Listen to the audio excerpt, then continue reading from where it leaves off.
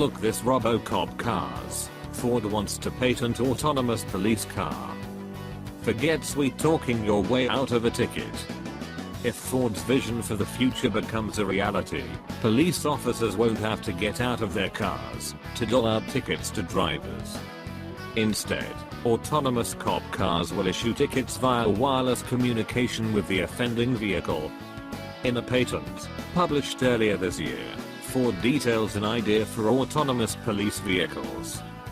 Although drivers will probably revile such a concept, the patent argues that the deployment of self-driving cars can free up police officers for more difficult tasks that can't be automated.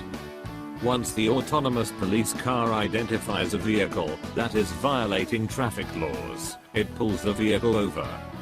Then, it captures an image of the license plate and receives an image of the driver's license, assuming that a human driver is behind the wheel. It can even determine whether to issue a warning or a ticket. Apparently, the vehicle can make this decision by looking through records of any prior traffic violations associated with the driver, and if the record is clean, a warning may be issued. Here's one of the most unsettling ideas. The autonomous police cars can be trained via machine learning tools to find the best hiding spots, to nab speeders and other types of traffic violators. The autonomous police cars may have cameras and lasers to detect traffic violators.